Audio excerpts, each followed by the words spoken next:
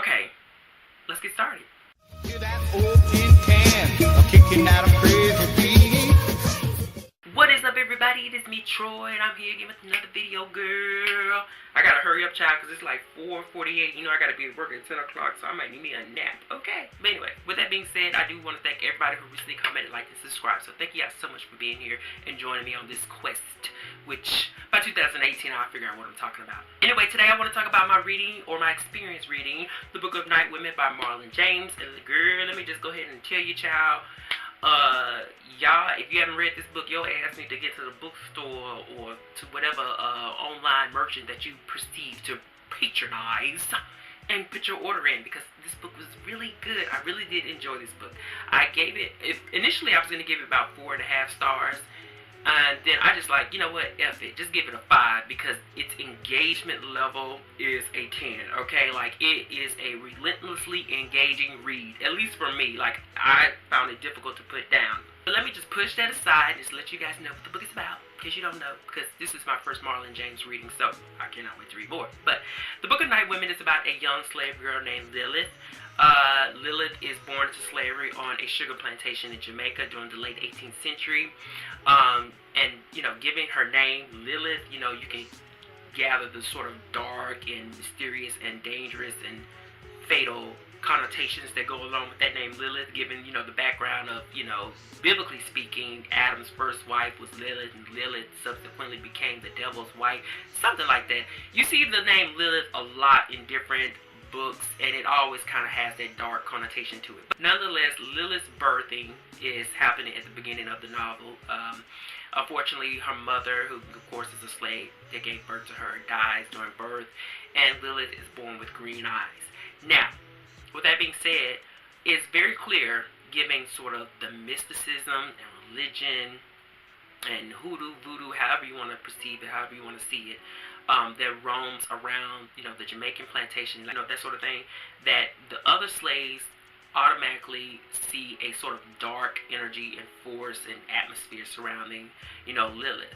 And while the other slaves on the plantation do see this sort of dark energy around, you know, the character of Lilith, especially as she grows, and girls, I'm gonna keep that aside, but although they do see this dark energy around her, you can say dark energy, there is a group of slave women who are planning this revolt. This revolt that's going to start not only from the plantation that they're in, the sugar plantation, but it's interconnected with a whole different slew of other plantations in the area. Now, they see and they recognize this sort of darkness that's inside of Lilith, and they decide to bring her into the conspiracy to help them, you know, succeed. But unfortunately, they do waver a little bit, because while they do see the sort of dark power in Lilith who can help them achieve the success of, you know, their planned revolt, they also see her as a liability. But the thing about this book that I love is the fact that although so many surrounding characters had their ideas of what Lilith could be, you know, how to sort of possess her abilities, possess her identity, girl, Lilith was like, ain't nobody gonna tell me what to do. Nowhere, no how, not then. Nuh-uh. What's that? No way, no how, not then. Shut up. No, okay, that ain't it. But anyway, like I said, Lilith was like, okay, look, y'all can tell me about these plans, but I got my own ideas about what I want to do with my life. And she makes it very clear that she is not a pushover at all. And matter of fact, in the very earlier scenes in the novel, because we do follow Lilith from a child on up to an adult or a young woman, she got on my damn nerves, because she would not mind, and I don't care about her minding like the slave owners or whatever, like, girl, bye. But there is a mentoring character named Homer that's in this book that's sort of like the leader, the ringleader of this whole conspiracy. That, of course, is the woman who brings Lilith into, you know, the planning of the revolt. And but Lilith, she has a mouth, girl, and that's kind of where I first started to sort of hiccup when it comes to this book. Because, you know, when it comes to books, there's always that question of, you know, there's a question that's being asked to the reader. And for me, I was trying to figure out exactly what was the purpose of the novel, you know, given that the first couple of chapters was mainly Lilith back talking like everybody that she could, except, of course, you know, the plantation overseers and stuff. But she got into their ass eventually. Trust and believe that, like Keisha Cole. So I did struggle with that for a minute, and then as I kept going, I sort of start to glide into the whole perception that this book was about Lilith taking a stance for her own identity. And that's precisely what you get. You get a very strong-willed, mischievous, crafty, and I mean dangerous character in the form of Lilith. And as the book continues to go on and on and on, she is very rebellious at every corner. And that's what made me really love the book, because that sort of aura of darkness that she claimed, or sort of claimed, started to further take an effect on her to the point where she just, I can't give anything away.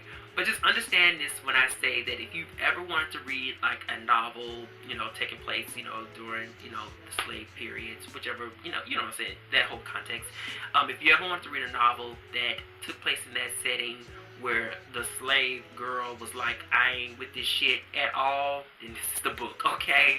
So now that you kind of understand where the draw was for me, where I kind of, you know, struggled with a little bit, I don't want to say struggle, but what made me, you know, kind of like, okay, what am I reading? I understand that this character got this dark aura, and that she has a smart ass mouth, and she's willing to do anything to be the person that she wants to be. It was then when I settled into that whole aspect of the book that this was going to be a raging ride with this character, is when everything, the lights just came on, and I was just like, I'm going to enjoy this book exactly as it is, and I promise you I did. One of the things I love most about this book is the history that went into it, especially how Marlon James goes into the different African tribes that were plucked, of course, from Africa and then shipped overseas. You know what I don't want to get into all that, but I just loved how he spoke of so many of them. You know, one example has been the Ashanti tribe, which I think we've all kind of known that that's like the most rebellious of the tribe of African that was getting put into slavery. But you know, what was really interesting and what kind of hit a bulb in my head is when he was speaking on the Igbo, and it was so funny because I was reading the book and I was reading the book and I was hearing that term, you know, the Igbo tribe, and how they were perceived as sort of maybe I don't want to say foolish, but the more, I don't know, I don't really want to say that, you know, I don't want to put that out there, but we'll put it this way: the Ashanti tribe was the most fiery and fiercest of slaves, whereas the Igbo was the complete opposite. But the point that I want to make is that growing up, we used to use that word Igbo a lot, and it's so funny because I was like, oh, you know, that never even occurred to me that that word actually derived from an African tribe of people. Just like growing up, we just used to throw you Igbo, this, that, and the third around all the time, and here it is that I haven't used that word in so long, and I'm reading this book, and sort of it just kind of connected. But with that aside, not only do I just love the history that went into the book and the different, you know, definitions and terms, I love the whole talk about, you know, the spirits, the energy. Like the women's call on Oya, the river goddess of the Niger and the wife of Shango. They call on the river mama to plead to the god of thunder and lightning to cast a thunderstone from the sky to the fields and give them powers. The women's go to the river where Oshun be waiting. The time be the night, but the moon big and bright, and the river and the trees dressed up in silver. You know, stuff like that. I really did enjoy that stuff. I love that information on tradition and history, even spells and hoodoo, voodoo. I absolutely love that stuff. You know, the book, it doesn't just talk about, you know, putting, you know, nightshade inside of soup. It goes further, deeper into the whole context of what these women's traditions were, especially as it regards seeking revenge and plotting murder. But as I said, this book is very relentless when it comes to its engagement factor. Personally, as I said before, I could not put it down once I kept reading it, although it took me about 5 days to read because of, you know, other obligations. But once I had my little sessions with it, it was very difficult to put down. I think Marlon James paced this novel so exceptionally well. And not only that, but the writing itself, because you know how when you can get into a book, you know, that you know is going to be steeped in history, and, you know, it's a historical fiction that sometimes authors can use too much of their time, you know, meandering around with prose and poetry and that sort of thing. But that was not the case here. Marlon James had some great temperance when it came to that. You know, there was no moments of monotonous paragraphs about the you know what I'm saying? Like, it wasn't any of that.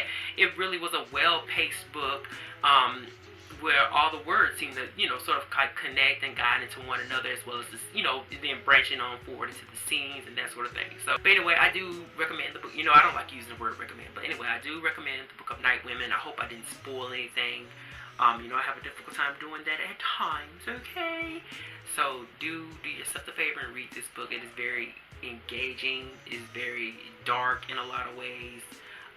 It will frustrate you sometimes with the characters, and it is very informative and enlightening in a lot of ways as well. So that is going to be all. I'm going to leave you guys with that, and just enjoy yourself. There's so much more I could say, but girl, I have to pace myself on these videos because I don't want to give anything away. But just understand that once you get past, you might not be in question like I was, but like after page 100, and you'll be probably good to go. Not that those pages was bad, but like I said, I kept trying to figure out what was the author trying to get to with this story. But once you get past that page 100, honey, you are in for the ride, and that's exactly what it is, a ride.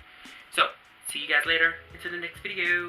And something else I was gonna say, I forgot. Don't matter. Peace.